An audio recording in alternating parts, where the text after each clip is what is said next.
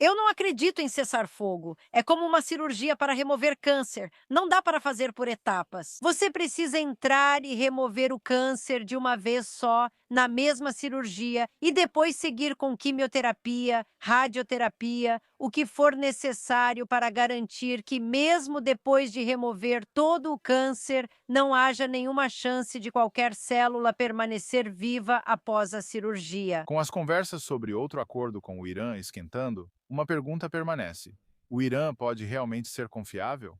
Brigitte Gabriel diz que a resposta é não. Brigitte Gabriel argumenta que o Irã mentiu para todos os presidentes americanos durante décadas e que o que estamos vendo agora não é um esforço genuíno pela paz. É uma estratégia para ganhar tempo. Ouça o que Brigitte Gabriel acabou de dizer à Israel News Talk Radio. De jeito nenhum. Nós não podemos fazer um acordo com o Irã. Não podemos confiar em qualquer acordo com o Irã, especialmente com a atual liderança iraniana, composta por radicais islâmicos.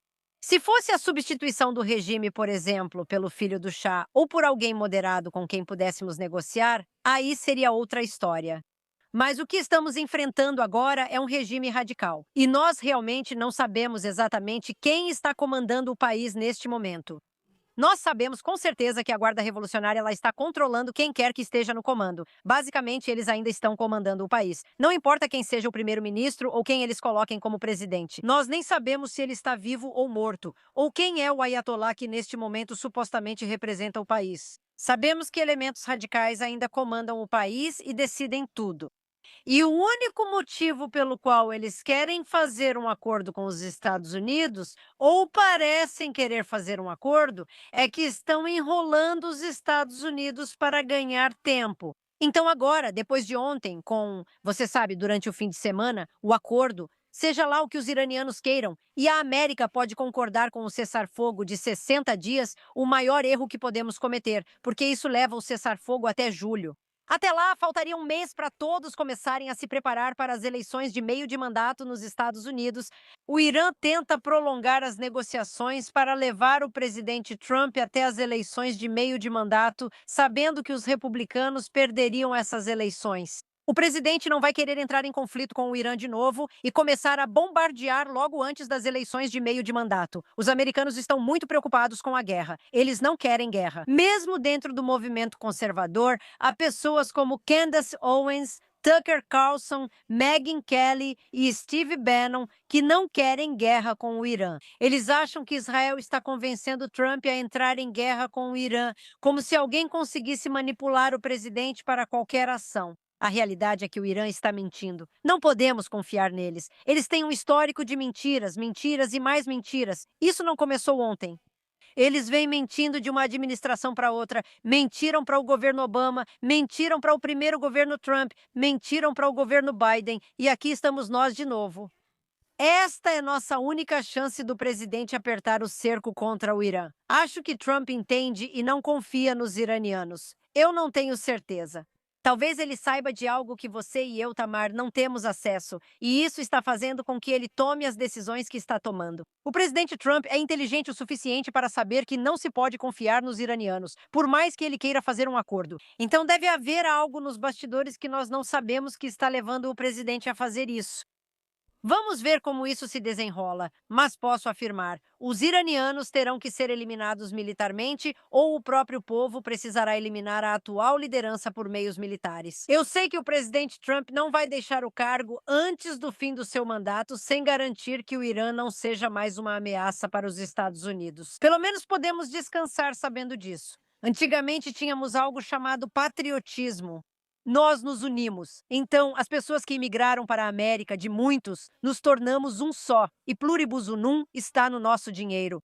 De muitos nos tornamos um só. As pessoas que vieram para este país queriam fazer parte do tecido social americano. Elas amavam seu país. Elas percebiam que na América tínhamos algo melhor que muitos outros países. Elas entendiam que as oportunidades na América, os direitos humanos na América, o respeito pelo indivíduo na América, a proteção do direito do indivíduo. Na América era algo tão sagrado e tão maravilhoso, muito diferente de muitos outros países do mundo, incluindo, por exemplo, nossa liberdade de expressão. Nos Estados Unidos, você pode criticar o presidente, você pode criticar o vice-presidente, você pode criticar seu membro do Congresso sem consequências, pois está protegida pela liberdade de expressão, diferente de muitos países.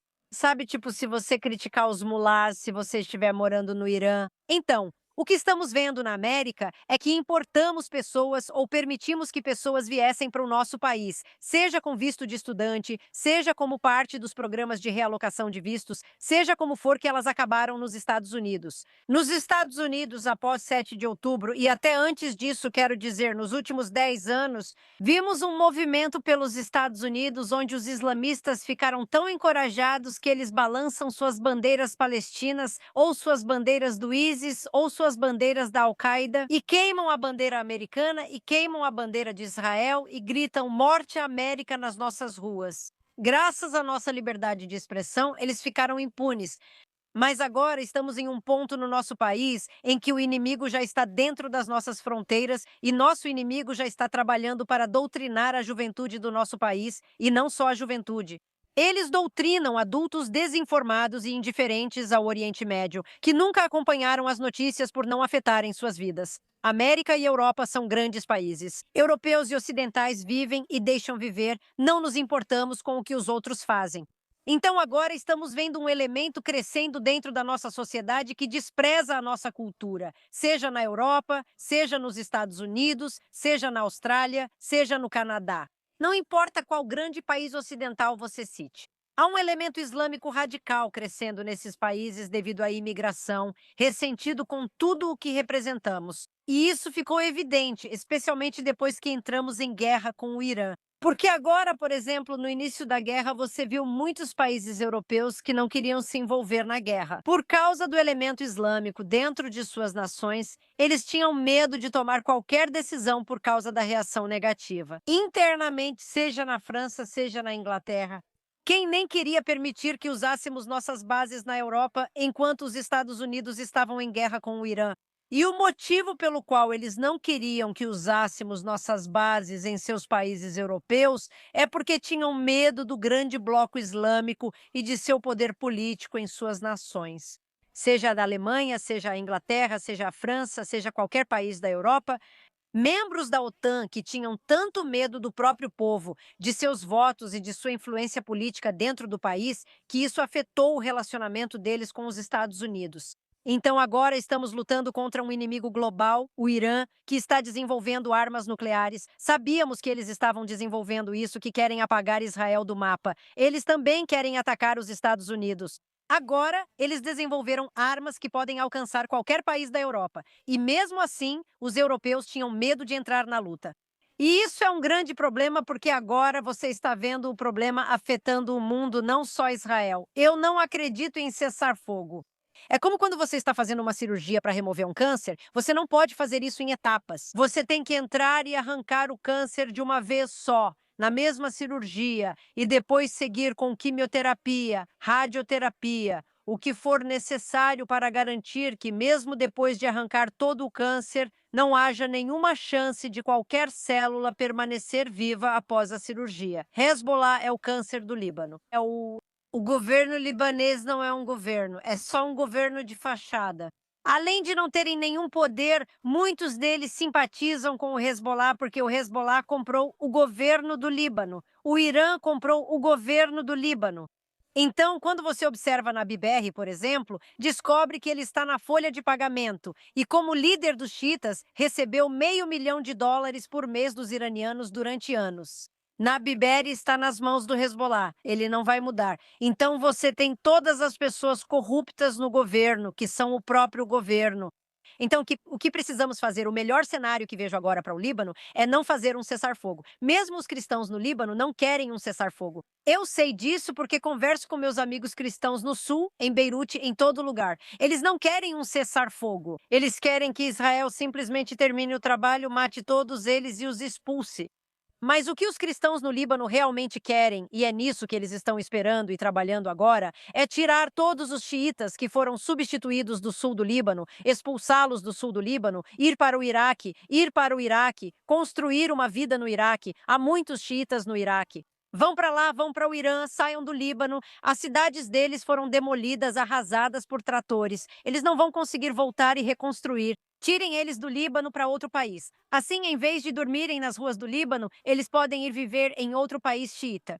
Uma vez que conseguirmos fazer isso acontecer, muitos cristãos que talvez estejam vivendo no exterior, que deixaram o Líbano por causa da guerra, vão poder voltar, construir, investir, etc. Mas olhando para a situação atual, isso não pode acontecer. Até mesmo o exército libanês está contra o povo libanês. Não caia nessa fachada de que o exército libanês está atuando e de que vai desarmar o Hezbollah. Eu estava conversando com meus amigos em Marjayum, tá? Marjayum, bem na fronteira com Batula. Eles estão tão irritados que o exército libanês ainda está na cidade, na base militar. Israel não conseguiu avançar e isolar Marjayum do jeito que fez com outras cidades cristãs, porque agora o exército libanês na base de Marjayum está ameaçando o povo libanês, o povo cristão da cidade, chamando-os de traidores, chamando-os para interrogatórios privados e chamando-os de traidores de Israel. Vocês são agentes de Israel. É isso que ocorre agora com o exército libanês, que deveria proteger os cristãos da cidade. Eles fazem isso com os cristãos da cidade porque todos são operativos do Hezbollah. Assim, o exército libanês é o Hezbollah. O governo libanês não é apenas covarde, mas também tem o Hezbollah. Então Israel tem que fazer o que for preciso para terminar o trabalho. Você trabalha com Israel, você é uma agente de Israel. Não podemos confiar em você. Por isso as pessoas têm medo de falar. Até pessoas nos Estados Unidos que têm parentes em Beirute têm medo de falar, porque e se alguém descobrir que disseram alguma coisa? Sabe, eles vão voltar e matar nossas tias, tios, primos, sobrinhos e sobrinhas em Beirute. Então todo mundo fica de boca fechada porque tem medo pela própria vida. Como você sabe, as mulheres no Oriente Médio não têm nenhum direito nos países de maioria islâmica. E mesmo no Líbano, você sabia que eu não posso passar. Bem, eu nem tenho mais cidadania libanesa porque o Líbano a revogou em 2006 porque sou amiga de Israel. Então, em 2006, eu estava dando uma entrevista na CNN. Isso foi durante a guerra de 2006, quando Israel entrou no Líbano. E eu escrevi um artigo dizendo bombardeiem, bombardeiem, bombardeiem eles, sabe, falando sobre o Hezbollah. E então a CNN fez uma entrevista comigo. Quando eu estava saindo do estúdio, entrando no meu carro em frente ao estúdio, recebi uma ligação no meu celular. Eu atendi a ligação. Era alguém da embaixada libanesa dizendo: considere sua cidadania libanesa revogada. Isso foi em 2006 e agora eles querem me condenar à morte à revelia porque sou amiga de Israel e fiquei do lado de Israel, etc. Mas se eu ainda fosse cidadã libanesa como mulher, meus filhos nunca seriam cidadãos libaneses porque eu não tenho o direito como mulher de passar minha cidadania para meus filhos, porque as mulheres não têm direitos no Líbano. Isso é o que a maioria das pessoas não entende, o que é de deixar qualquer um perplexo. As pessoas no Ocidente pensam que, em Beirute, Líbano, todos festejam. As mulheres têm direitos, acesso à educação e podem fazer o que quiserem. Sim, mas elas nem têm direitos básicos de decisão. Se eu me casar, mantenho minha cidadania e posso transmiti-la aos meus filhos. E isso te dá uma ideia. E, aliás, o Líbano é o mais modernizado, civilizado, porque éramos maioria cristã. Temos, em sua maioria, leis cristãs no país, e mesmo assim, no Líbano, não podemos fazer isso. Então, como empresária e nos Estados Unidos, eu vim para cá com quase nada e construí minha vida do zero e me tornei quem sou hoje. Porque na América, o céu é o limite. No Oriente Médio, você não tem isso.